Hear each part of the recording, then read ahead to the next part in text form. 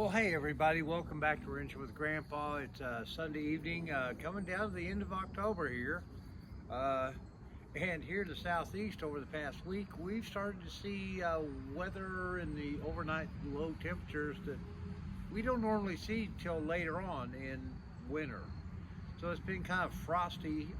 Hopefully, from the forecast, it's going to get a little bit better the coming week, and we're grateful for whatever we get. As long as it's not like that much snow or whatever. Hope you all are doing well. Thanks for stopping by. Please consider subscribing, sharing, commenting, sending cash donations. No, I'm only kidding. But guys, what can I say? I got a lot to do and haven't gotten a lot done. But such is life. So just let's get together here, have a sip of a cold adult beverage, and see what I have gotten done.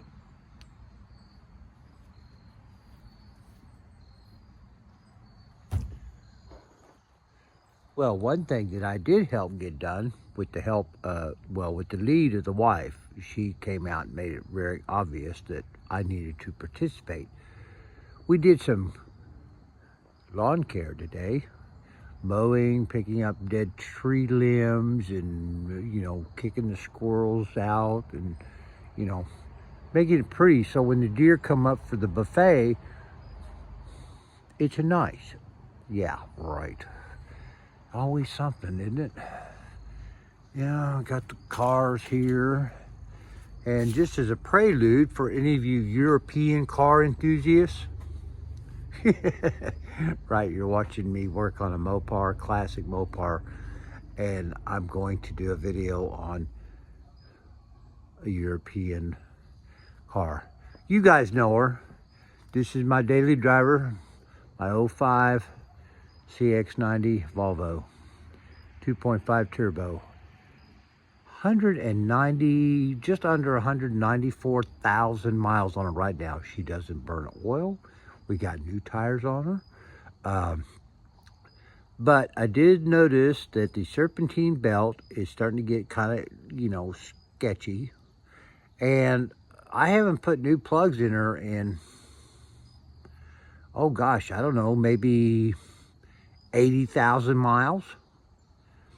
And she has dropped from 23 to 24 mpg combined down to around 21. And we've had a few miscellaneous misfires. Of course, I will tell you right now, I have always chasing codes on this car because the computer system in her is starting to go bad. They're getting old. She's getting dementia. So I get all these random,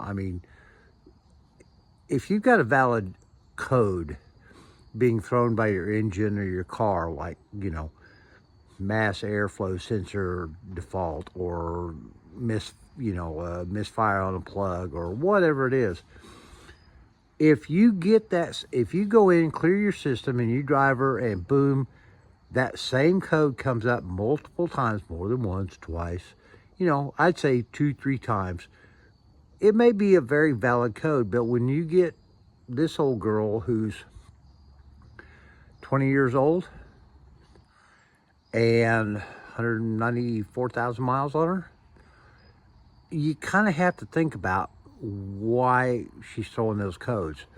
And in my opinion, in my diagnostic opinion, is it's not that I'm having issues with all of the codes that are being thrown as far as this and that. It's more like I'm getting gremlins in the computer.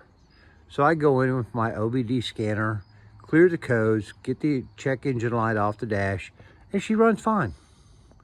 No problems. So at some point I'm going to have to address the electronics, control center, the brain, rehab, remanufactured, whatever, refurbished with a warranty, probably around $200, $250. Right now, not an issue. We're not going to spend that money on that. But I have secured a brand new serpentine belt and plugs for, and God willing, weather and scheduling. Maybe next weekend we'll do a video on doing a tune-up and a belt replacement on her, because you'd be surprised what goes into these little cars. A lot of engineering and a lot of frustration if you're not a European-minded engineer. So we'll see. I mean, you know, who knows? Maybe if I win the lottery between now and then, all you'll see next week is me sitting on a beach somewhere in an unknown location, drinking Mai Tais and waving at the crowd. Yeah, right, like that's ever gonna happen. Anyway, yeah, we've got all these parts drug out here and got the lights on over here. And as I've said before, the front end right now is kind of on hold. Jerry's getting healed up from his hand injury. Hope to get him out here soon, because we got some serious stuff to get done up here so I can start bolting everything back in there. But I need his expertise to do that, because we got some welding and some cutting and stuff that I'm not equipped with. He's equipped with what we need. Okay, whatever. We have been working on trying to put stuff back in the interior. You know, like quarter panels, seats, trim. And that has been a little frustrating because, I apologize for the light. These quarter panels and door panels are aftermarket, which there's nothing wrong. They're nice, they're good quality, they were made in the USA back, 30 years ago, and they're in great shape. The thing is, the little clips, these little doodads right here that hold them in, well, you can either put the right amount in or too many. And when you put too many in, then you start messing up things, because you're trying to jam wire prong clips into places there's not a hole for.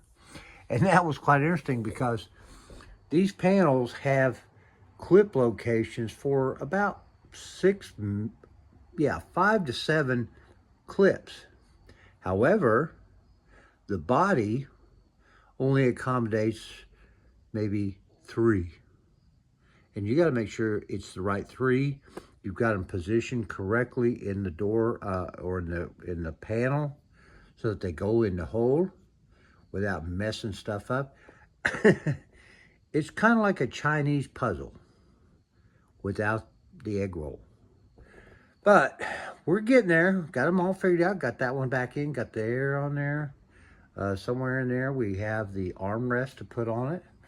But one thing that has been a little frustrating lately is that getting the trim back in. Now, of course, you see we've got all of this in here, and it's all nice and pretty. You know, ashtray, armrest, window crank, panel. But the hole alignment in the body for this trim was not there. So I had to go in and find where the holes were supposed to be, and make sure that through some modifications with various things, that we actually had some place to put screws in the floor pans to hold this in. And I have spent a great deal more time with that than I had ever expected to. One thing I'm going to tell you, I don't know when or who or why, but I mean, this car has been taken apart. There's been things done to this car since it was built and shipped out of the factory, before I ever knew of it. And I found that out when I started taking some of this stuff out. Screws that didn't belong in places they were, missing screws, all of these kind of things. But, you know, that's all part of the restoration process, is getting in here, getting your hands dirty, and seeing what you've got and whether it's right. And so I spent a lot of time and a fair amount of money lately going down to the local Ace Hardware store and get with my guys down there to make sure that I have the right screw, nuts, bolts, hardware, and stuff like that to put her back as close to what should be original material. You know, people say, oh, screws, whoever cares about that? Well, there's a big difference in the look if you put a countersink round screw in here, which is it's supposed to be, or if you just put a flat round head. I mean, for most people, they'd never take notice of that and wouldn't care. But as again, I've said this before, I'm trying to do this the right way as best as I can. So it takes longer, it's more frustrating, we don't see the big advances in productivity, like, you know, a new 440 Hemi and, you know, a Dana 60 in the rear. But we are getting there, and quite honestly, I mean, that's what it's all about. Part of that whole thing was, you know, okay, so here we've got the upper portion of the back seat, which has a hinge plate that it bolts into so that you can lower it or set it up and lock it into place in the back, giving you less or more cargo space.